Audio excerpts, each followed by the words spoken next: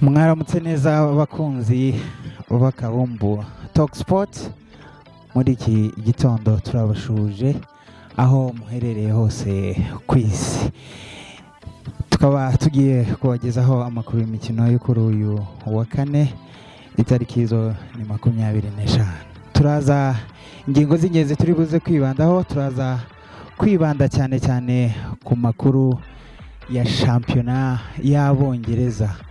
Shampiyona y'Abongereza yakomeje kuri uyu wa kabiri ndetse no mu ijoro ryakeye. Imikino yabaye ku wa kabiri mu ijoro, naho ikipe ya Arsenal Emirates Stadium yaje kwakira ikipe ya Chelsea. Ikipe ya Manchester United Old Trafford iza kwakira ikipe ya Sheffield United. Ikipe ya Everton Goodison Park yaje kwakira Jurgen Klopp uri guhatanira igikombe cya shampiyona. Naho mu yindi mikino, ikipe ya Wolverhampton yaje kwakira ikipe ya Bournemouth. Turaza kandi kunyura mu gihugu cya Espagne, aho umutoza wa FC Barcelona, amakuru meza, nimba twita ko ari meza, aho Xavi ashobora kongezwa amasezerano. Nyuma y'ikibuga turaza kandi kuganira ku makuru y'abastar, aho kuri uyu munsi abagize isabukuru kuwa coaches David Moyes wa West Ham kuri uyu munsi nibwo yaje kugera ku isi cyangwa yavutseho. Umukinnyi wa Manchester United Raphael Varane nawe kuri uyu munsi akaba yaraje kuvuka. Muri studio nk'abandi kumwe na bagenzi banjye abo dukomeza gukorana ikiganiro, nkaba mbashyiriye muri studio kandi kumwe na bagenzi banjye Puki, igitondo cyiza, umeze ute? Waramutse neza Claude, makuru yawe? Amakuru ni meza, hano hanze ndabona ikirere kimeze ukuntu, akavura kameze nkaho kamaze kuba kenshi hano hanze, imvura yo yabaye nyinshi. Nk'abandi kumwe na mugenzi wanjye Olivier meze bite? Komera cyane Claude. Umeze neza? Tumeze neza, twabonye akazuba kaka ku munsi wa none. Byose no gushima Imana. Yego. Ni umugisha ukomeye. Imvura ni umugisha ukomeye, aho imvura ikomeje kuba nyinshi. Imbeho yo ntitwavuga, ahantu hose abaturage bakaba bavuga ko imvura ikomeje kuba nyinshi kandi iri kwangiza byinshi. Gusa ntacyo twashinja Imana kuko imvura ni umugisha. Ugira ngo se Claude we, imvura muyirekigwe ni umugisha w'Imana. Imvura urabona iminsi kwanza hano tuba dutuye, iminsi imara itaguye ni myinshi. Kuko nubwo iba yaguye igakabya cyane ugasanga imihanda yuzuye amazi, ariko imvura ni umugisha. N'umuhanda ejo ujya town, nka main way hariya, abazi umuhanda ujya Nairobi, amazi yari yuzuye ikiraro ku buryo imodoka cyane imodoka zabuze aho zinyura kabisa. Bityo ni nijoro nabonaga ku makuru bavuga ngo mu maguru mashasha guverinoma yagakwiriye gukora igakingira abaturage badatwara, kuko nko mu mibare igaragaza abantu 44 bamaze guhitanwa n'ayo mazi. Abantu bamaze kwitaba Imana kabisa. Mazi yabaye amazi. Nanjye ejo hari umuhanda nari ndi mu by'Amacyakosi, mazi aruzuye cyane, amazi, imvura yabaye imvura. Rero murakoze bagenzi banjye, reka dukomeje tayari straight twerekeze muri Barclays Premier League, shampiyona y'Abongereza ahantu igeze. Imikino yo ntabwo ihagarara. Duhereye ku wa kabiri mu ijoro, ikipe ya Arsenal Emirates Stadium ya Mikel Arteta yaje kwakira ikipe ya Chelsea. Amakuru atarashimishije abafana b'ikipe ya Chelsea, aho results game yaje kurangira ari ibitego bitanu ku ikipe nka Chelsea. ni ikintu gikomeye. Chelsea yaragaritswe kabisa. Mu mukino wa Fazale aho ikipe ya Arsenal yanganyije na Chelsea Stamford Bridge ibitego bibiri kuri bibiri, ariko umukino watunguye benshi abafana bibaza ese Mauricio Pochettino arerekeza he n'ikipe ya The Blues. Oya, habaye itungurana rikomeye cyane cyane ku bafana b'ikipe ya Chelsea. Yego Arsenal iriya match yagiye kuba abantu benshi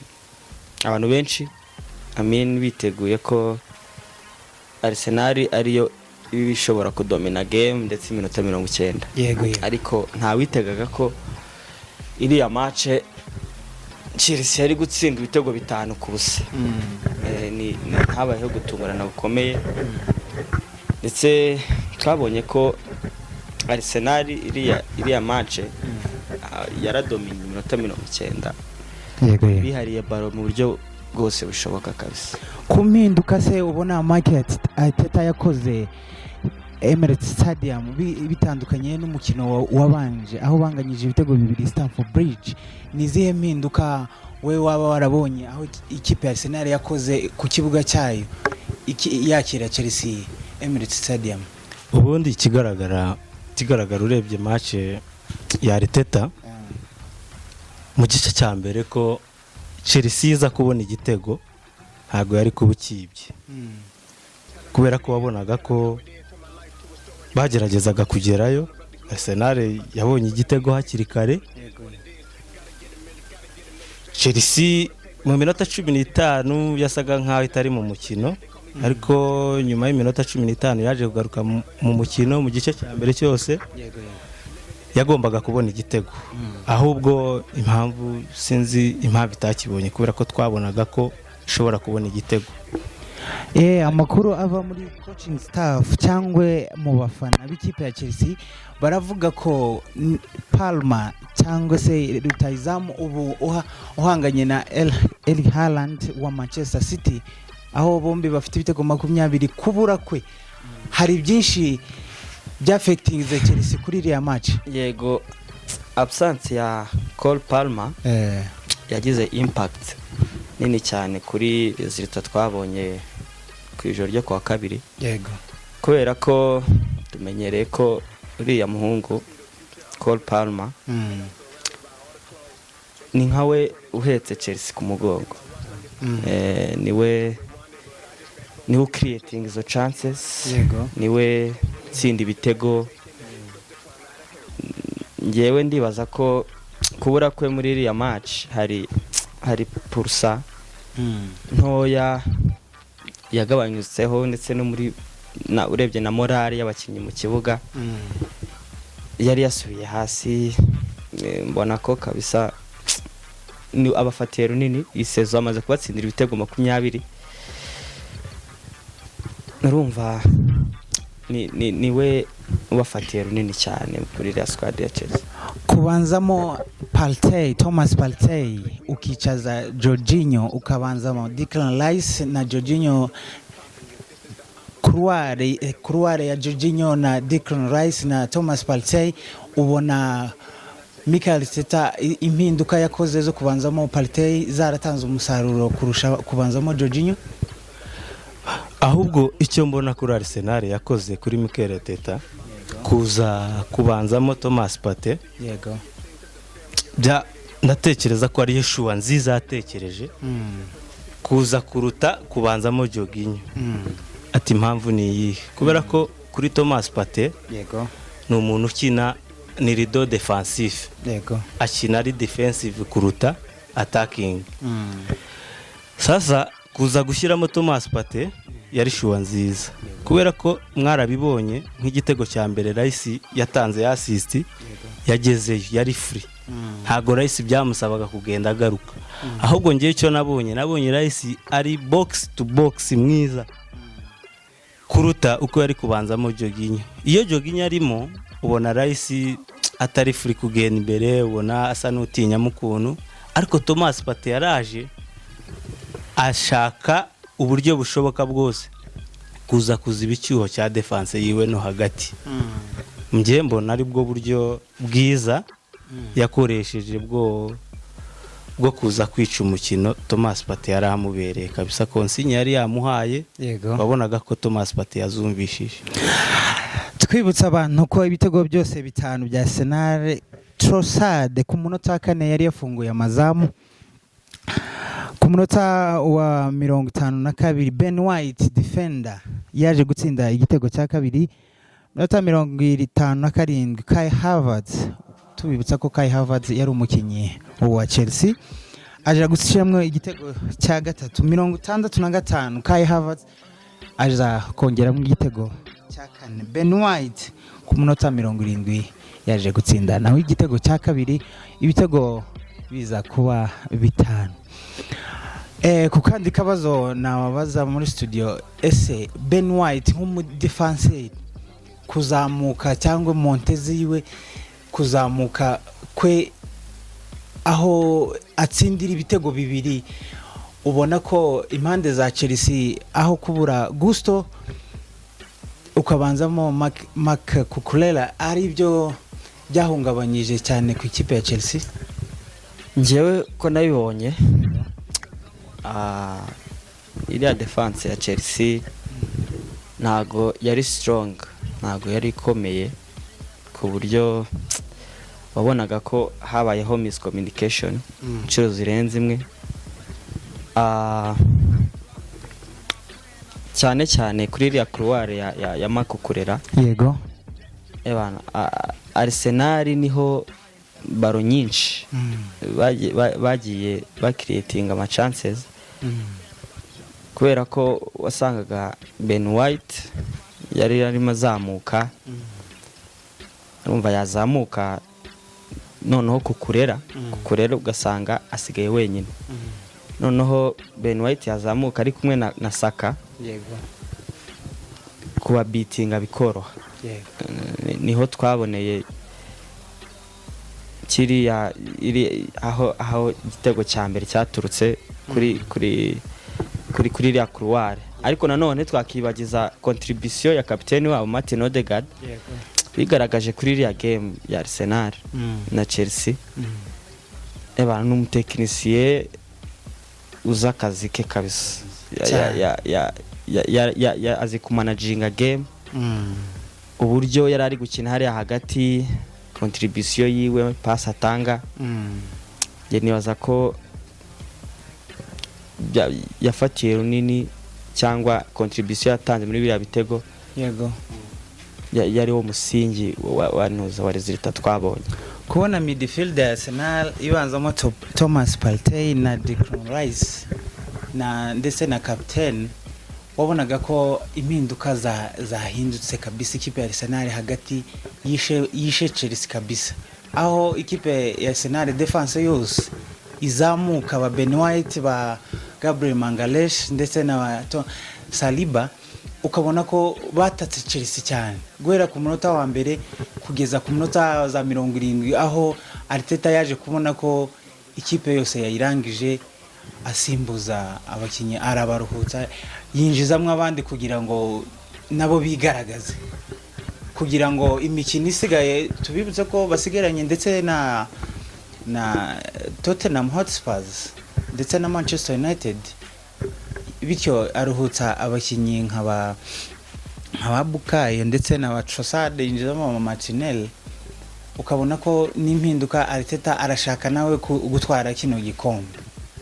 Kuri icyo kigaragara cyo urabona itandukaniro ryaje kuba cyane mu gice cya kabiri. Yego, urana mu gice cya kabiri Chelsea yari imaze iminota 15 y'igice cya kabiri, Chelsea yararekuye, yabonye ko ibyo yagerageza gukina byose dashobora kuba ya defend Arsenal. yego, Icyaje kugaragara njyewe itandukaniro nabonye Thomas Partey guha ubwinyagamburiro Declan Rice na Odegaard. Ikindi kuza gusubira muri bwa buryo yari amaze iminsi akina bwo gukinisha Kai Havertz false 9, nibwo buryo nabonye bwaje kumufasha, kubera ko Kai Havertz ni umuntu nawe ukinira imbere akanashyirira n'inyuma ako kanya.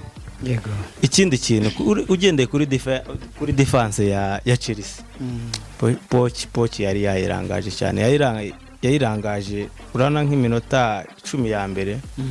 Wabona ko Disasi Badiashile wabonaga ko ari abantu batiteguye, wabonaga sinzi ukuntu nabivuga, ni nkaho batari bari muri match. yego Cyagaragara cyo kukurera nuriya mwana yari yazamuye mu academy, sinzi ngo yitwa umwana mutoya, byaje gusa naho bimugora kudefanda, byaramugoye cyane, kuza kubura Palma, kuza kubura Gusto, kutaza sinzi icyemezo yaje gufata cyo kubanza kapiteni we hanze Thiago Silva. Nanabonye n'umugore wiwe abikomanta bavuga ati Pochettino byamubayeho kuza kubanza Thiago Silva hanze nawe yabyiteje. Icyo nicyo kinyuranye mbona cyabayeho. Naho kuri kuruse ya shampiyona Arteta arabizi ko Vinci yashize yakoze amakosa, yego aracyari muri kuruse kubera ko ibyo birarane bya Man City tuvuga, kirarane baragitsina ntago bagikopa, bisaba gushiramo umwete, kuza kuvuga ati reka nkomeze ngende nenda Man City, ibyo birarane ishobora kugenda ikabitakaza, ishobora kugenda ikadrawinga. Urumva ko byari bigoye, Arteta agomba gutsinda match zisigaze nubwo bitakiri mu biganza bye gutwara Premier League. ubundi mukino wari utegerejwe ni umukino wahuzaga ikipe ya Everton ndetse n'ikipe ya Liverpool. Ikipe ya Everton yari yakiriye ikipe ya Liverpool i Goodison Park. Iyo match ni match yari itegerejwe, isobanuye byinshi ku ikipe ya Liverpool nyuma yo gutakaza kuri Crystal Palace, aho Jurgen Klopp yashakaga amanota 3, ariko ntibyaje kuyihira i Goodison Park, aho ikipe ya Everton yaje gutsinda ikipe ya Liverpool ndetse inayirusha cyane ibitego 2 byose kusa. Ese uko mwayibonye iriya match, Jurgen Klopp yaba atangiye kwikura muri shampiyona cyangwa muri kuruse yo gushaka igikombe? Ngicyo navuga kuri iriya match ya Liverpool na Everton, iriya buriya ni derby, bakunze kuyitazira akazina ka Merseyside derby.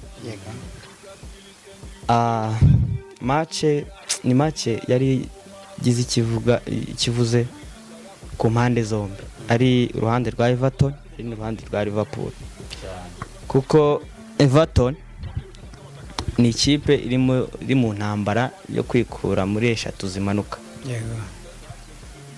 Bahuye n'ibibazo iyi sezo byo gukatwa amanota ndetse biba inshuro irenze imwe.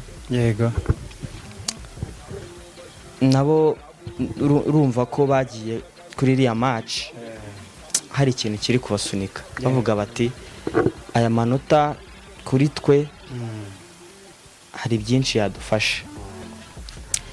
Ku ruhande rwa Liverpool nayo ni ekipe yagiye iri muri course y'igikombe, bagiye yego yari derby, ariko twakibagizwa ko bari abafavore, ntaho twakibagiza ko bari abafavore. Twari twiteze ko ari bo bari buze kwegukana amanota 3 muri make. Naho wabona rutayizamu wa Everton Calvert-Lewin wigaragaje muri iyo match. Calvert-Lewin umwe twari dusanzwe tuzi muri sezo ishize, ntago ari babonye muri iyi sezo, ariko kuri match ya ninjoro yabahuzaga na Liverpool wabonaga Calvert-Lewin ari amanota 3 afite confidence aho ku munota 58 ku mutwe mwiza cyane yaje kubatsinda igitego cyiza. Ukibaza ese Jurgen Klopp n'ikipe ye twavuga se ko ari ni imvune nyinshi cyangwa ni imiruhire y'imikino myinshi bakinye muri iyi sezo yatumye ari amanota 3 bayatakaza? Derby ni derby gira ibyayo, ariko ku rupapuro Liverpool yagombaga gutsindira derby cyane cyane ko Everton ifite ibyo bibazo byo gukurwa amanota, ifite ibibazo byinshi, abakinnyi bataba bahari, araza umwe undi akongera agasubirayo. Ariko kuri Liverpool ngiye icyo mbona ko Liverpool ikintu irimo irarakinga iyi season ngewe mbona ko ari nkaho Klopp yaba yarabwiye bari abakinnyi ko azagenda, bigasa nkaho bibica morale, batakaje morale. Urareba Salah ukabona ni wasara arahari mu kibuga ariko mu mutwe urabona agize ikindi harimo ihusha ry'ibitego byinshi. Liverpool bagerayo tumenyereye watsindaga ibitego, si wasara kabisa, si wasara tumenyereye watsindaga hejuru y'ibitego 25. yego Urareba Salah, urareba Trent, urareba Van Dijk, ni abantu bamaze kwishyira mu mutwe ko ikiragano cyabo na Klopp kirangiye. yego Ubona mu mitwe yabo basa n'abatekereza ese season irangira turerekeza he, kubera ko umuntu twari dutwazanye arasa nkaho yamaze kubivamo. Kandi ko kurabona ko mu bakinnyi ba Liverpool barakina, ariko bwa Liverpool ubundi Liverpool yari yakipe itsindwa 2 kazi kongera igakubita comeback ikakwishyura, ariko ngo baratsindwa igitego kabona baremeye, ahubwo kabona solution zishatse kuza nko kubana ashatse gukura kuri bench abana batoya, ariko aba basiniya nje mbona ko hajemo gusa naho babifiringa ko batakaje morale, basa naho babifiringa kubera ko urabona babonye ko Jurgen Klopp yamaze kubabwira ko next season bitazakunda. kuko unarebye Jurgen Klopp na umuntu umaze imyaka itari mikeya muri Liverpool, n'abantu bamuzi, n'abantu babanye igihe kirekire, ni nk'abana yirereye we ubwiwe. So ukareba ko gutakaza aya manota nk'ikipe nka Everton iri mu myanya ya nyuma, nka Liverpool iri guhatana igikombe, ugasanga ni kera yabishe mu mutwe gutangaza kiriya. Uriya Liverpool no mu itangira rya sezo ni ikipe yakunze guturuka inyuma, yego bayitsinze ikaza ikishyura ikanatsinda, yego gusa byatangiye kugenda bigura intege hagati muri sezo. uyu munsi bigakunda ejo ntibikunde, batsindwa na Atalanta iwabo, yego Anfield. Nje mbona ko ibo kuri sezo ya Liverpool uburyo abantu bari bayiteze ugereranyije n'uburyo batangiye, Liverpool ndibaza ko yagiye idisappointing abafana bayo, yego ku buryo aka kanya ntago nibaza ko baba bakiri muri course, yego kuko turi kubara game asigaye journée ndagira ngo niyo 5. Ni Arsenal ititeguye gutakaza amanota, niyo City ifite game ebyiri zikirarane, yego bizabagora iyi sezo kugira icyo bacyura, dore ko bavuye no muri FA. Nakazi katoroshye, ni ikintu kitoroshye kuri Jurgen Klopp, kubera ko urebye aho iyi mikino ni yayindi isaba umuntu kwihagararaho, guhozaho amanota 3 bibaye rubi ukanganya n'iryo rimwe riza rikonta, kuko abantu ukuntu nk'ikipe ya Arsenal na Manchester City bahanganye igikombe, n'abantu gutakaza ni ibintu batumva. Ariko ugasanga nka Klopp na n'ikipe yiwe n'abantu ko bari gutsindwa igitego ku munota wa 20 bakemera, baremera kabisa. Nk'umukino ushize urebye umukino batakajemo wa Crystal Palace, batsinze ndagira igitego ku munota hakiri kare, iminota 90 yose ari cya gitego kimwe. Ni ukuvuga ko ukabona ko abakinyi batakaje mood, batakaje morale, kubera ko Claude urabona nka nijoro, yego nka nijoro twagize amahirwe yo kureba umukino wose, yego twarebye match yose ya Liverpool.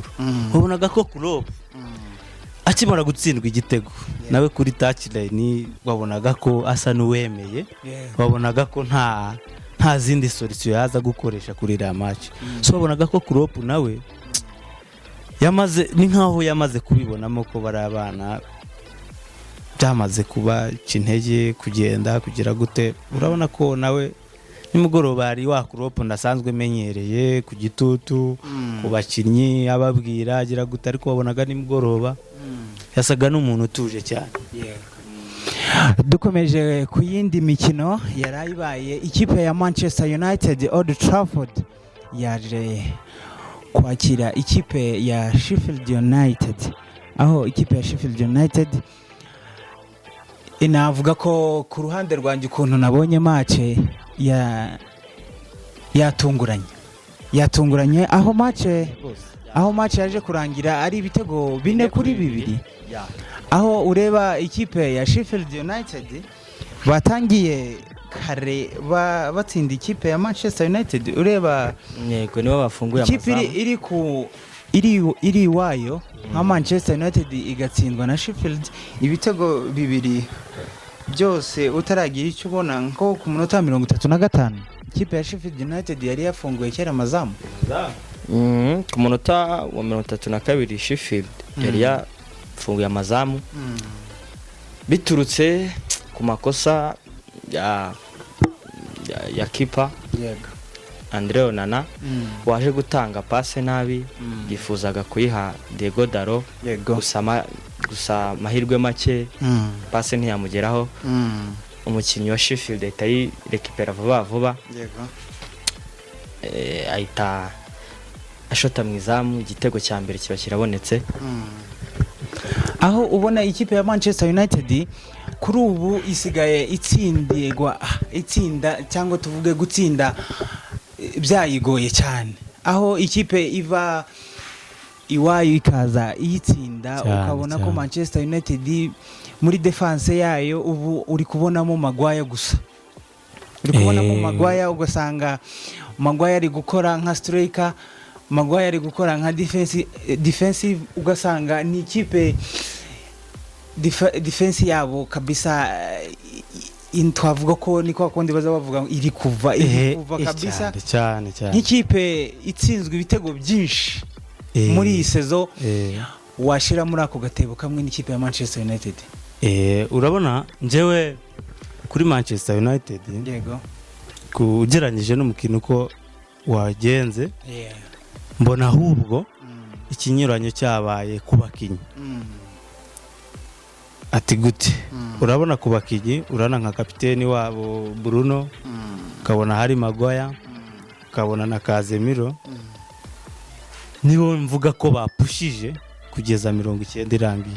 Babonaga ko ari bo bantu bari mu mukino kuva batsindwa igitego kugeza match irangiye. Wabonaga ko ari bo bantu ba mbere biteguye kurwana match kuza kuyisoza kuyitsinda. Byari bigoye oti, byari bigoye kuza cyane nyuma yo Manchester United na abantu rwose bati muri ibi bihe Manchester United ubona ko iri kubesha abafana cyane rwose. Wabonaga bigoye kuza kongera ko hagira indi defeat, wabonaga ko bigoye, ariko ikinyuranyo cyabaye ku bakinnyi. Urabona nk'igitego cya kapiteni yatsinze cya gatatu, wabonaga ko no gufata umwanzuro ni ukuriskinga. Wabonye ko ari igitego cyanze ya box, cyane ko tumenyereye ibitego byanze ya box. Ni igitego ubu tubatse cy'umukino, yarebye umuzamu ko yahagaze ku buhanga bwa kapiteni. Wabonaga ko yari aggressive, wabonaga ko adafite mind yo kuza kuva mu. Kandi urebye na Bruno Fernandes muri shampiyona ugereranyije n'igitego yatsinze Liverpool, n'umukinyi usigaye wiyaminiye gutera amashoti ya kure. Erega Claude, buriya Man U iriya match twaje kubona ko ari nayo ya dominye minota 90. Babonye uburyo bwinshi, Baganacho, Anthony, habayeho nge mbyita kutagira experience yo gufata umwanzuro. kumva ukarisikinga uri kubona ko ari ba bantu bakishakisha muri box ya opponent baracyashaka gupasa baragenda bagira urabona ko aribo biteza birebazo byose byo kuba badatsinda ibitego kandi mu by'ukuri aribo bafite usanga ko iriya defense niyo iri muri defense zimaze gutsindwa ibitego byinshi muri sezo cyane atariyo ya mbere yego habayeho kuvunikisha ku ruhande rwa Man U nka Lisandro Martinez Manchester United iyi sezo yagize injari nyinshi yego ndetse biba ngombwa ko sometimes banahengeka abakinnyi kuko Claude ndagira ngo tugiye kumara sezo yose tubona Dalot na Wan-Bissaka aribo babanza mu kibuga cyane 2 na 3 kandi bose bakina kuri 2 numva bagiye baba frustrated. Ivunikisha rya Manchester United ukabona Lisandro Martinez ndetse na Rafael Varane ndetse na uwo twavuga ngo waruje nko gukuvura iriya muri defense John Evans nawe agiraho avunika Musaza Evans ndetse no ku rundi ruhande ukabona abakinyi bose nka Lindelof nawe aravunika, Telo Malaysia nawe aravunika, ndagiriwa amaze sezo yose ukabona ni ikibazo gikomeye Ten Hag yahuye nacyo kuvunikisha defense yose. Ku rundi ruhande urabona urana Man U yego niyo kipe ubu nyine imaze kugira imvune nyinshi kuva sezo yatangira yego agarura umwe batatu bakagenda yego kandi noneho kigaragara ko ahantu byaje kuba bibi naho twabonye ko defense yiwe ntigeze ihaba wahabaye iminsi myinshi no mugenzi wanjye yaravuze Dalo Bisaka noneho akaza kwiyongeramo n'ubundi buryo bwo kuza guhengeka mu central midfield gusubira muri defense biragoye cyane. hari ahabaho ikintu bita nje mbona irarore Kazimiro arimo arakina gusubira muri defense mbona ko habayeho akazi kanini cyane ka Ten Hag kuza kwicaza Kazimiro akamubwira ati Kazimiro yego ndashaka kuguha izindi nshingano mbona aricyo cyabaye kubera ko ntago ari buri wese waza kubishobora kubera ko Kazimiro mu minsi yashize mu mezi abiri ashize wabonaga nawe ari wa midfielder uryoherwa no kujya gutsinda igitego so sasa kuza kumukonveka ati asubire inyuma kine biragoye hasaba igitutu no kuvuga ko muri iyi minsi turabona ko umuntu wese ugerageje kwataka Manchester gerageze kwisubira inyuma kubera ko espace zirimo. Uganiriye n'abafana b'ikipe ya Manchester United batangaza ko nta mahirwe menshi ya Ten Hag kuguma Old Trafford nkeretse board cyangwa staff technique n'abandi biyemeje nk'ikipe ya Manchester United kugura abakinnyi.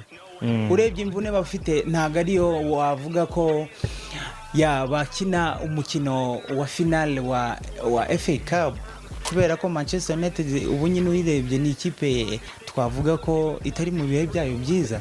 Yego Claude Ten Hag yego afite ibibazo bya man management yego ku managing umukinnyi twagiye tubibona kuri ba Jordan Sancho twagiye tubibona ku kibazo cya Mason Greenwood yego ubundi kandi ikindi kibazo cye ni uburyo bwo gusimbuza ndetse bwo kumanaginga squad yego usanga atari wa muntu ufite tactique nyinshi kuko ikipe nk'iriya ikipe nini ku mugabane w'i Burayi yego ibikeneye umutoza already uzi icyo ashaka umutoza umenyereye gutwara ibikombe yego kuko ikipe nka ziriya z'ubukombe ntago uzaza uri umuntu ukishakisha uri umuntu ushaka kubaka ibintu bishyashya yego abafana bazagushyira ku gitutu yego abafana bakeneye kubona ibikombe so navuga ko Ten Hag yahuye n'ibihe bitoroshye muri iyi sezo byatumye bimushyira no ku kagozi ko kuba benshi bumva ko Ten Hag adakwiye no gukomeza sezitaha ariko njye ku bwanjye ndumva kuko twagiye iyi sezo none mu itangira ryayo Man yagiye ihura n'ibizazane by'igurisha n'igurishwa ugasanga abayobozi bari bayifite yego bari bayishyize ku isoko ibintu bitaracaka neza batarabona umuguzi aho iboneye umuguzi azanamo abantu bashyashya njye nibaza ko sezo itaha niyo yaba igipimo cyiza cyo kwibaza ese Ten Hag arashoboye cyangwa ntagashoboye kuko bamuzaniye abagabo bashoboye muri staff technique ndibaza ko mu kwezi kwa gatandatu niba mugurira squad nziza bakamuzanira abakinnyi bashyashya twiteze ikinyuranyo sezitaha urakoze abagenzi banjye barakoze ku yindi mikino yarayibaye ikipe ya Crystal Palace yari yakiriye ikipe ya Newcastle United aho ikipe ya Crystal Palace yaje gutsinda ikipe ya Newcastle United ibitego 2 byose ku busa naho ikipe ya Wolverhampton gutakaza kuri Arsenal nanone yongeye gutakaza aho yaje gutsindwa mu rugo iwayo n'ikipe ya Bournemouth igitego 1 ku busa. Tunyarukiye mu yindi mikino iri bube kuri uyu munsi murumva ko ikipe ya Manchester City nyuma yo kugera ku mukino wa finale wa FA Cup kuri uyu munsi ikaba ifite umukino naho twavuga ko ari umukino usobanuye byinshi wakasamutwe iri buzize kwakirwa n'ikipe ya Brighton. Yego urabona kuri Man City hari igihe rego ni kuruse twebwe nk'abanyamakuru tuvuga bimwe none ejo ibindi bintu bikagenda bigahinduka ariko kuri Man City icyo ngewe mbona nuko niba irimo irishyira muri pozisiyo nziza yo kongera gutwara Premier League mbona ko nta kosa yakagombye gukora kubera ko izi ko neza ko mu ikosa ryose yakora Arsenal iri imbere. Ikindi cya kabiri izi ko aho yakabaye ishyiramo imbaraga nicyo gikombe isigaranye. Yego FA Cup yageze ku mukino wa nyuma finale irakinwa, finale iratwarwa ntabwo ikinwa. Ku rundi ruhande wareba kuri Dezerbi nawe afite abakinyi batagiye bamubanira.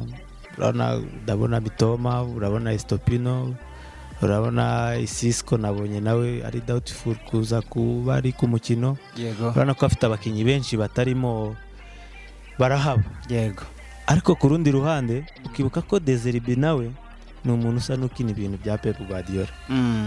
Kandi iyo Man City tuvuga iraba yidepurashije ntago irabiri Etihad.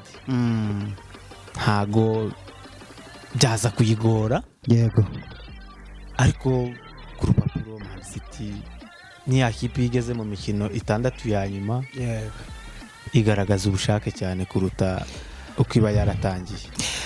Ku rutonde rwa shampiyona ku munsi wa 34 ikipe ya Arsenal iracyayoboye n'amanota 77. Ikipe ya Liverpool ku mwanya wa kabiri n'amanota 78 nyuma yo gutakaza mu ijoro ryakeye. Ikipe ya Liverpool ikaba igifite amanota 78. Ku mwanya wa gatatu ikipe ya Manchester City iyo igifite imikino 2 itarakina ifite amanota 73. Ku mwanya wa kane ikipe ya Aston Villa ikaba ifite amanota 66.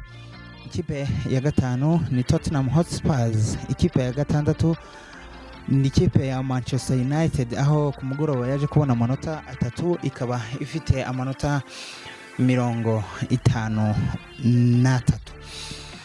Ku mikino 2 ya Manchester City twakwitega kuri uyu mugoroba kuri buze kwereka abafana bayo iyo mikino 2 yaza kubona ayo manota 6 ku buryo ashobora kwisubiza umwanya wayo wa mbere. Yego nge nibaza ko Manchester City turebye no muri sezo zatambutse yego match za nyuma Man City ni match ifata nkaho ziri serious cyane cyane ko ziba zifite icyo zisobanuye kuza twara igikombe cyane cya sezo so ku bwanjye ndibaza ko Man City match y'uyu munsi baragenda bazi ko aya manota 3 hari avuze ikintu kinini cyane kuri squad ya Man City nimba bifuza gutwara igikombe cya gatatu yego kikurikiranya kandi na ziriya match ebyiri bafite in hand ndibaza ko ntabwo ari match zikanganye cyane ku buryo batagenda ari abafavore so nge ndibaza ko still bazagenda ari abafavore n'uyu munsi nibo bafavore mbere ya Brighton and Hove Albion n'umutoza wabo De Zerbi nge ndibaza ko aho sezo igeze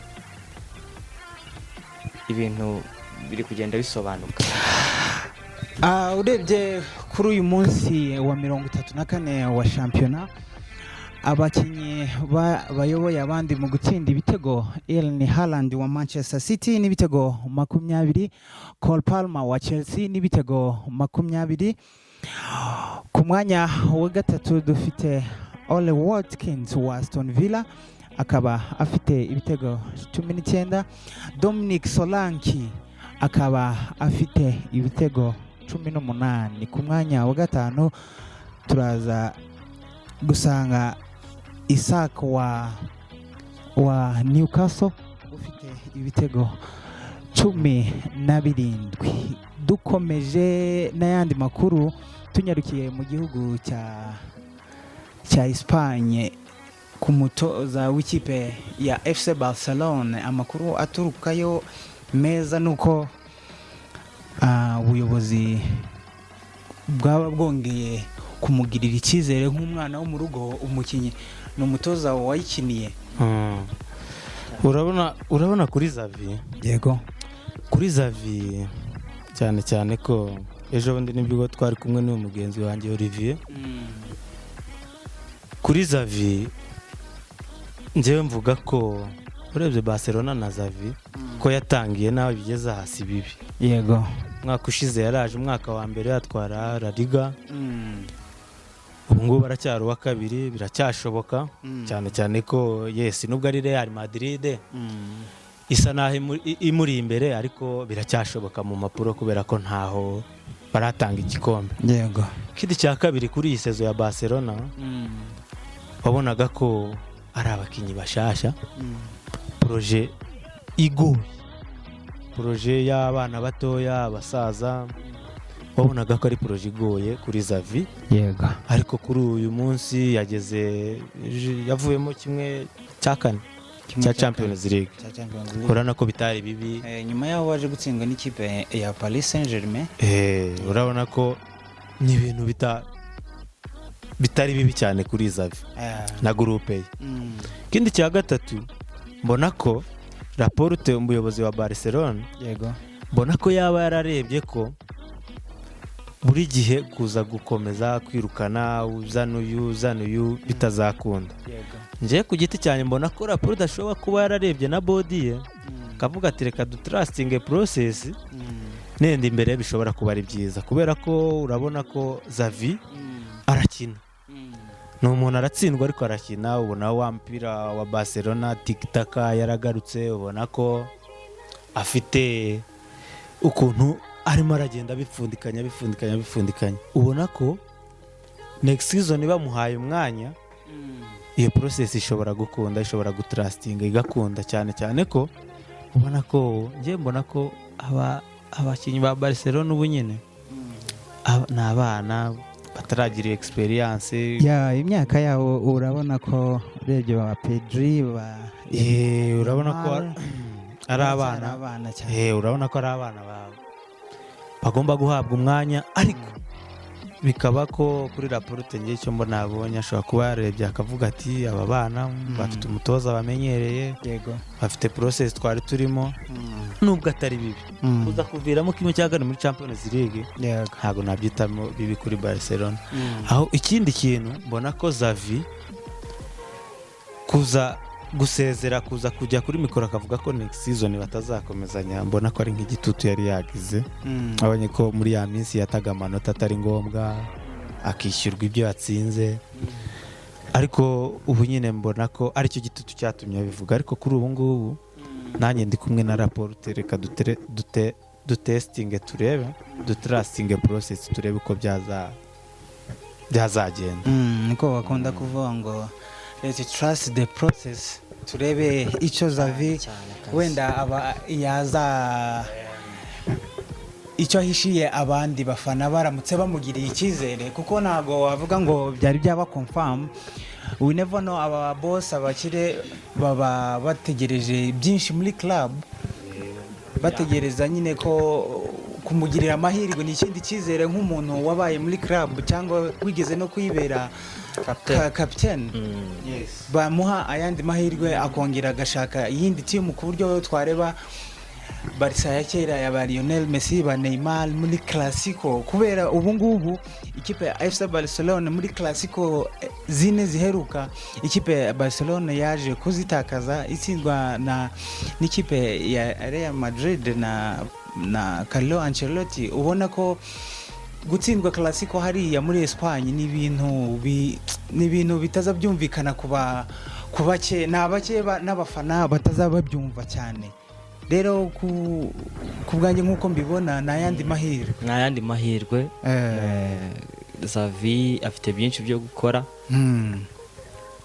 Yego iyi sezo ntago yamubereye mbi, ariko nanone ntitwavuga ko yabaye nziza, kuko nk'abafana ba Barcelona ni ikipe ikomeye, ikipe y'ubukombe, baba bafite high expectations, baba bifuza ibikombe, baba bifuza kugera muri za semifinali muri Champions League cyangwa se bakanayitwara. So njye ndibaza ko Xavi afite byinshi byo guprovinga next season kuri iki cyizere yongeye guhabwa nk'umutoza wa FC Barcelona. Twihuse cyane, ndabona n'iminota yacu igiye gushira.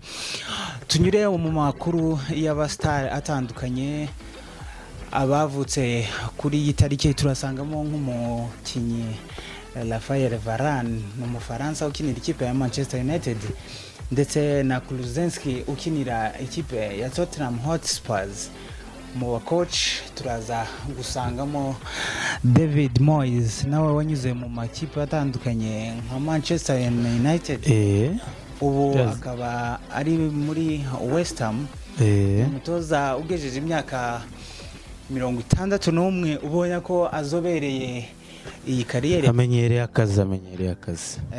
naho umukinnyi Raphael Varane uri kuzuza imyaka 31 ugitera ruhago yashaje. Abenshi bakibaza ko Kulusevski ukinira imyaka Kulusevski ngire 24, ariko kuri Varane mbona kuri Varane we nta imyaka yagiye. Ubona no muri defense ya Manchester n'umuntu nyine ushesha akangwe. Urabona ko Varane nta urebye nta ubu ngubu ntacyo tukimugomba, imyaka yagiye. Urabona no muri Manchester United urabona ko araza umwe akabura ibiri, nibyo ngibyo. Urabona ko imyaka yagiye kuri Varane we ntekereza ko ntacyo twamushinja. Ahubwo nibaza ko ikibazo cyo kwibaza aka kanya ni ese Raphael Varane yaba ari mu mibare ya Manchester United next season. Ku bwanjye mbona ko Raphael Varane ntagikenewe.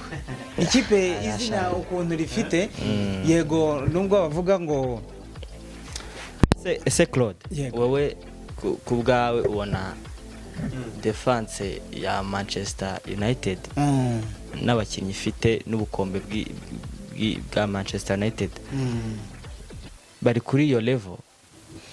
abakinnyi ba defenseur ba Manchester United.